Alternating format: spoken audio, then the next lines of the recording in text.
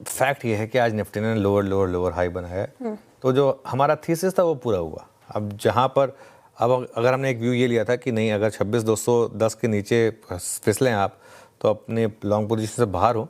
आज निफ्टी ने, चलिए ठीक है, शुरुआत में तो खुली है उसके नीचे, लेकिन वो थोड़ा एबरेशन था। फिर रिकवरी के बाद जब उसने वापस तोड़ दिया उस लेवल को, तो वहाँ पर लॉन्ग पोजीशन से बाहर। बहुत सिंपल एक व्यू था। मार्केट में एक स्विंग पूरी हुई।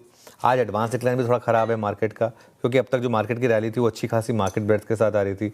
आज की मार्केट ब्रेड्थ भी पुअर रही है और ये गैप जो है बढ़ ही रहा है कम होने के बजाय एडवांसेस और डिक्लाइन का। हाँ, इंडिविजुअल थीम्स में अभी भी अच्छी मजबूती है। मेटल्स अभी भी शानदार तेज़ी दिखा रहे हैं आपको। नाल्को देख लीजिए फॉर एग्जांपल, आज यहाँ शानदार मूव्स हुए हैं। कुछ चुनिंदा सितारे भी हैं, उनमें से कुछ हमने डिस्कस भी किए थे। डीवीज लैब्स देखिए आप, आईआईएफएल देखिए आप, इंडसइंड बैंक देखिए आप। तो ऐसा नहीं है कि मार्केट ने आपको मौके नहीं दिए। अगर आपने, और ये सारे स्टॉक्स सुबह डिस्कस हुए थे, तो अगर आपने सही से इंडिविजुअल स्टॉक्स चुने हैं तो आपको मार्केट ने रिवॉर्ड किया है, वरना फिर थोड़ी सी दिक्कत रही है।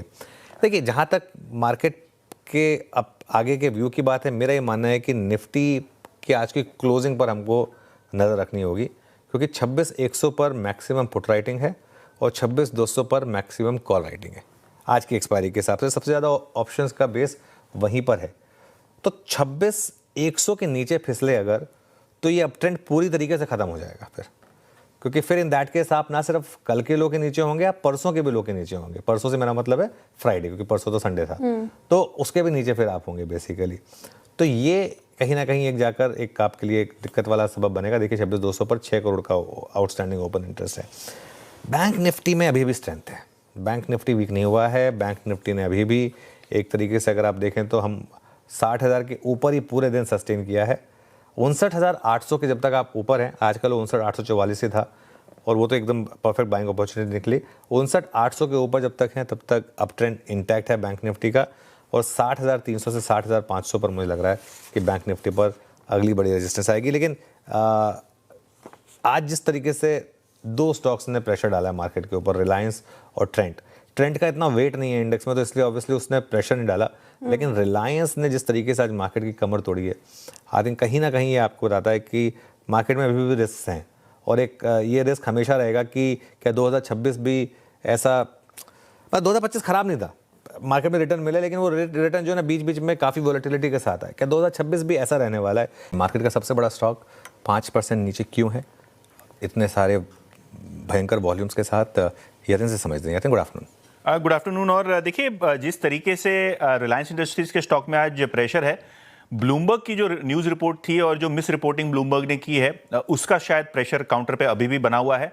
हालांकि कंपनी ने ब्लूमबर्ग की रिपोर्ट पे सफाई देते हुए कहा है कि ब्लूमबर्ग की जो न्यूज़ रिपोर्ट ये सजेस्ट कर रही है कि 3 रशियन तेल से भरे जहाज जामनगर रिफाइनरी के लिए रवाना हुए हैं और रिलायंस अभी भी रशियन तेल खरीद रही है। इन खबरों का खंडन करते हुए रिलायंस इंडस्ट्रीज ने बयान दिया है। करंटली अगर हम देखें तो रशियन ऑयल की खरीदारी पे अमेरिका ने सैंक्शंस लगाए हुए हैं, और कहीं ना कहीं अगर आप रशिया के तेल का इंपोर्ट करते हैं अपनी रिफाइनरीज में, तो उससे शायद यूएस सैंक्शंस का भी रिस्क होता है।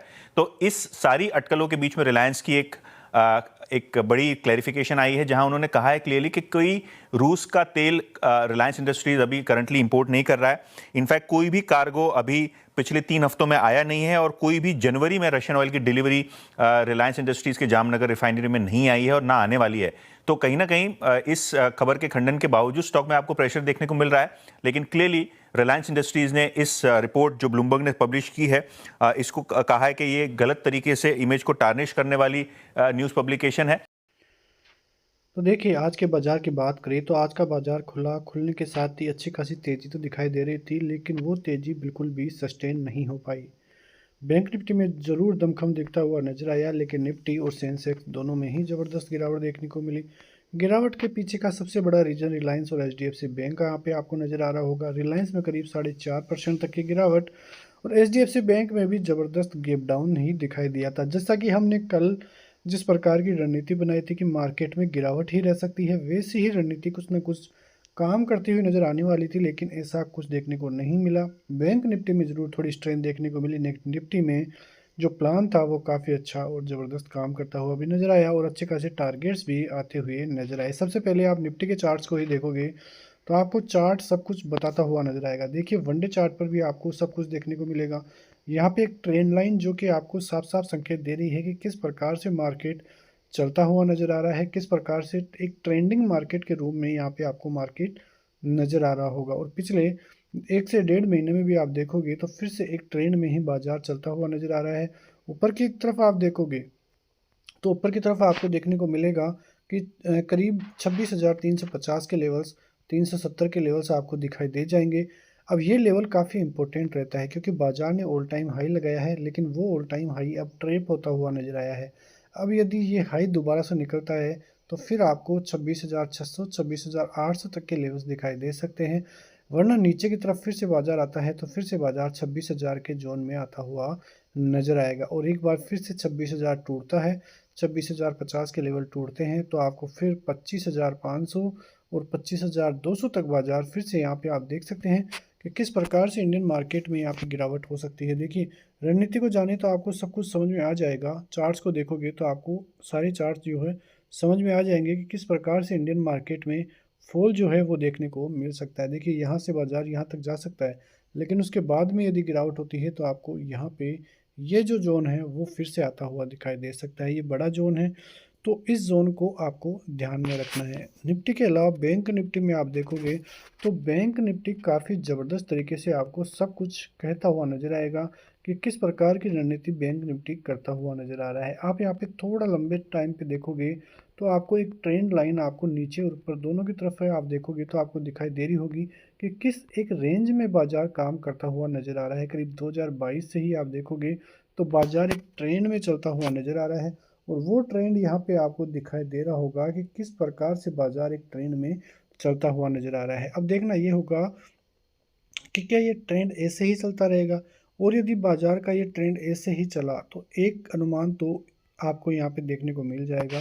थोड़ा मैं आपको यहाँ पे थोड़ा सा होवली चार्ट पे दिखाऊं तो आपको सब कुछ समझ में आएगा कि किस प्रकार से रणनीति यहाँ पे बाजार में अब काम कर सकती है। देखिए ये जो ट्रेंड लाइन है वो ट्रेंड लाइन पिछले कुछ समय से आपको देखने को मिल रही है। ऊपर की जो ट्रेंड लाइन है यहाँ तक बाजार तो आता हुआ नजर आया, जो कि आप देखोगे कि यहाँ से बाजार में गैप अप भी देखने को मिला था कल, लेकिन वो सस्टेन नहीं हो पाया और फिर गिरावट यहाँ तक देखने को मिली।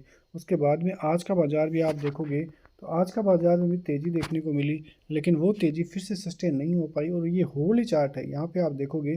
देखिए मैं पहले ही आपको बता दूं कि यदि आपको मार्केट में काम करना है तो शॉर्ट टर्म मार्केट के अलावा मतलब 5 मिनट 15 मिनट के चार्ट के अलावा आपको वीकली और होवली चार्ट देखना भी ज़रूरी है, क्योंकि इससे ही आपको सब कुछ चीज़ें ध्यान और क्लियर होगी कि किस प्रकार से मार्केट का आगे का ट्रेंड रह सकता है।